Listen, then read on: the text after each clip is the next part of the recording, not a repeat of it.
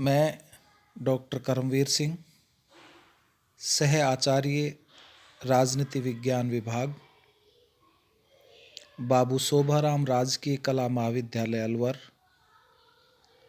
प्यारे बच्चों, आज हम बीए पाठ प्रथम का जो पेपर प्रथम है, राजनीति विज्ञान के मूल आधार, फाउंडेशंस ऑफ पॉलिटिकल साइंस,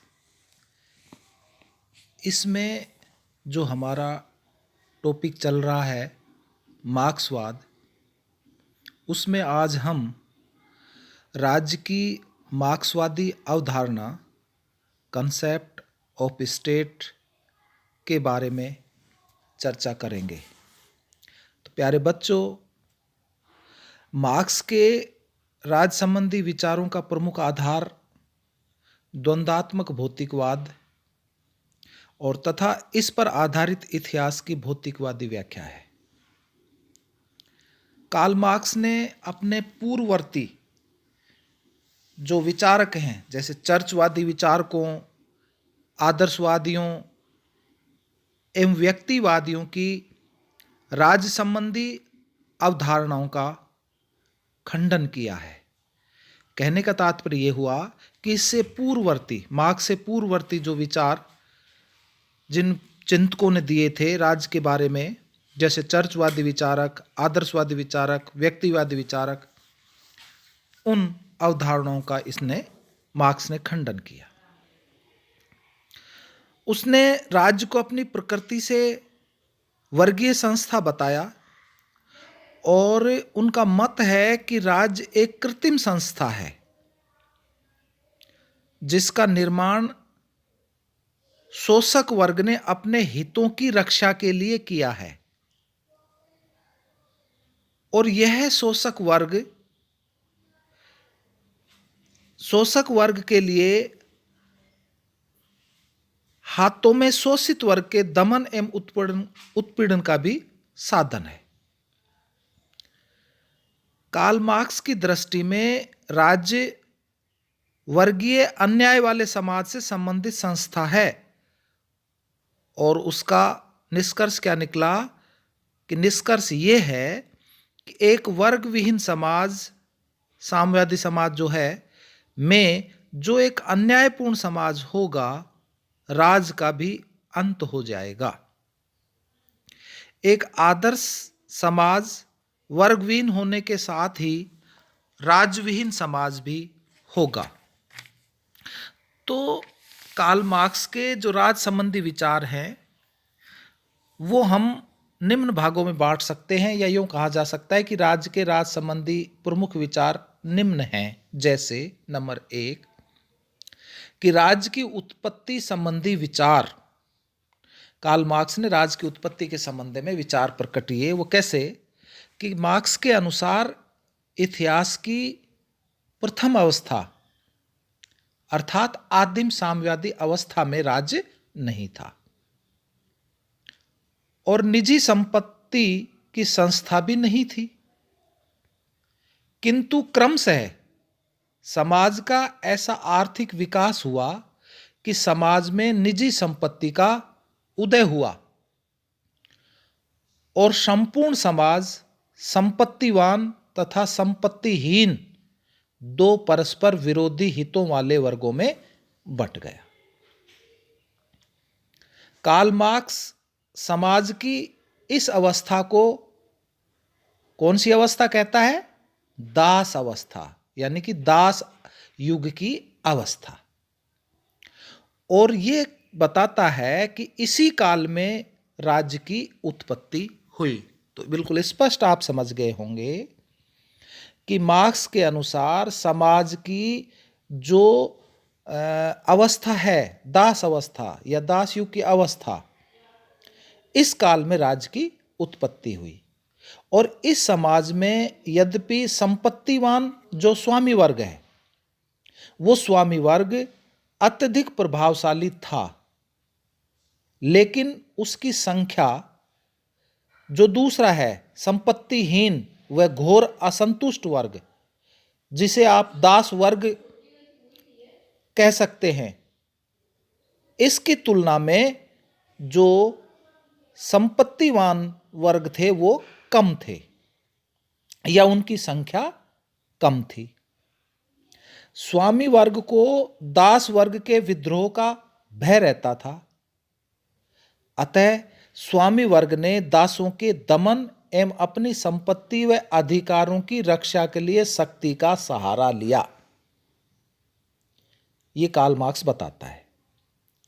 स्वामी वर्ग ने अपने अंतर्गत कानून, पुलिस, फौज, न्यायालय, जेल इत्यादि की व्यवस्था की और इसकी मदद से दास वर्ग पर कठोर आधिपत्य स्थापित कर लिया। इस प्रकार स्वामी वर्ग की इस समस्त क्रिया द्वारा ही राज नामक संस्था की उत्पत्ति हुई। तो कार्ल मार्क्स का निष्कर्ष क्या है? कार्ल मार्क्स का निष्कर्ष है कि निजी संपत्ति की संस्था के उदय के साथ ही वर्ग संघर्ष प्रारंभ हुआ, जिसके कारण राज्य की उत्पत्ति हुई। अतः राज्य वर्ग संघर्ष से उत्पन्न संस्था है। ये राज्य की उत्पत्ति के संबंध में कार्ल मार्क्स अपने विचार बताता है। दूसरी बात क्या है कि राज्य की प्रकृति।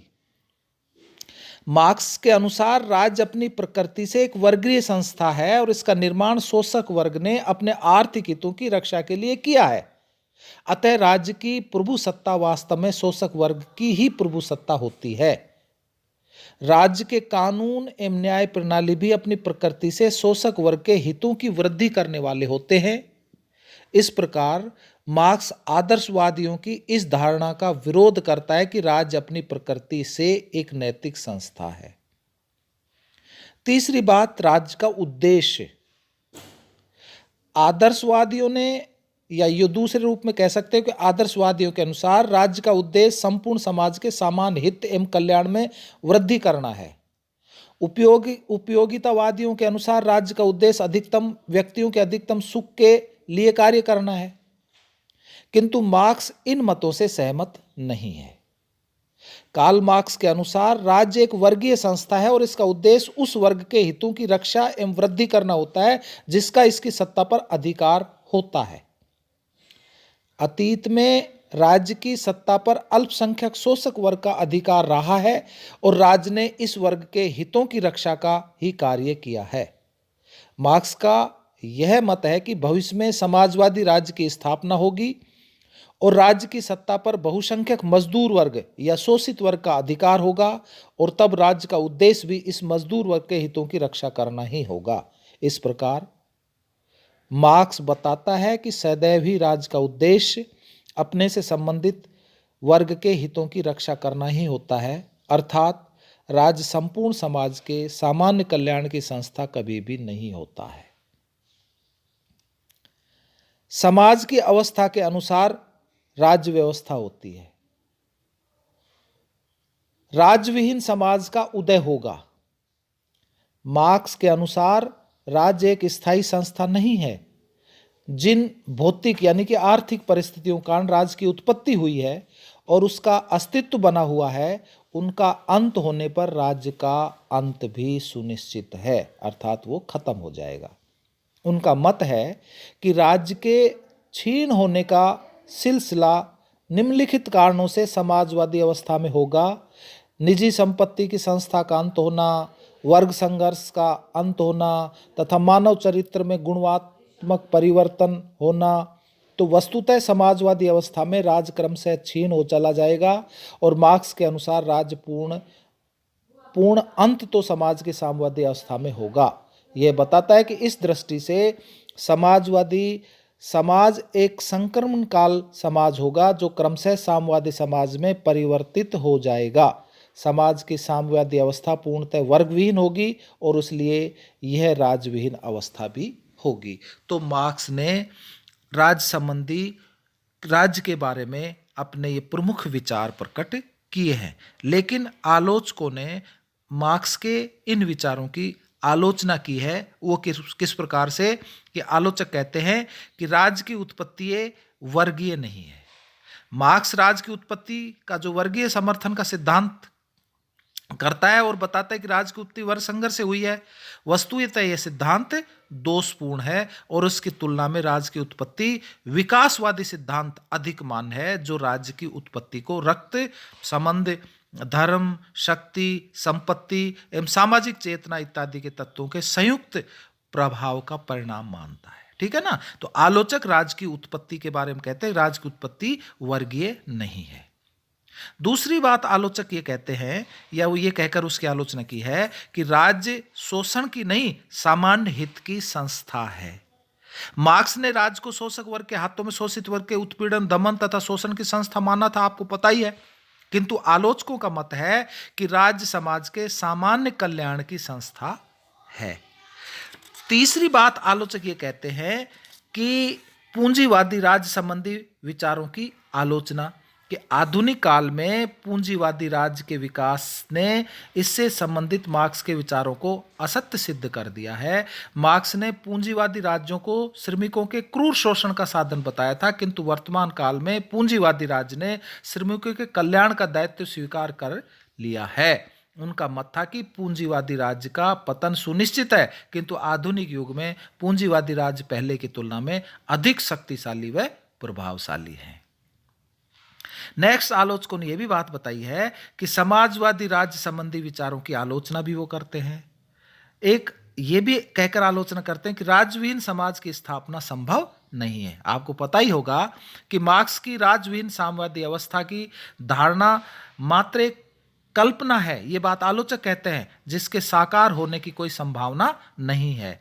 वस्तुतः समाज की कोई भी अवस्था हो, उसमें सदैव ही अनेक सामाजिक, आर्थिक, राजनीतिक आदि वर्ग रहेंगे और शांति व व्यवस्था की समस्या भी सदैव रहेगी। अतः राज्य भी सदैव रहेगा और उसका बना रहना स्वयं व्यक्ति व समाज के हित में कहा जा सकता है।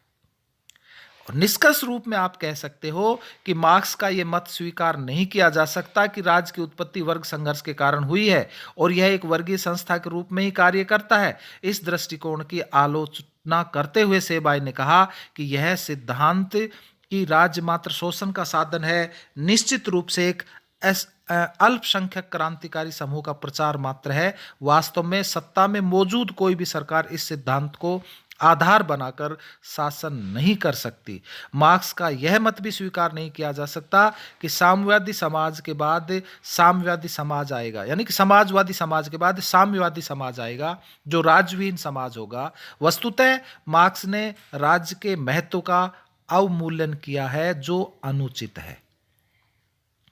मार्क्स की तुलना में लास्की का यह विचार अत्यधिक यथार्थवादी एवं स्वीकारनीय है कि राज्य विभिन्न वर्गों व समुदायों के हितों के बीच संतुलन स्थापित करने वाली एक इन वर्गों व समुदायों के सामान्य हितों की रक्षा करने वाली संस्था है।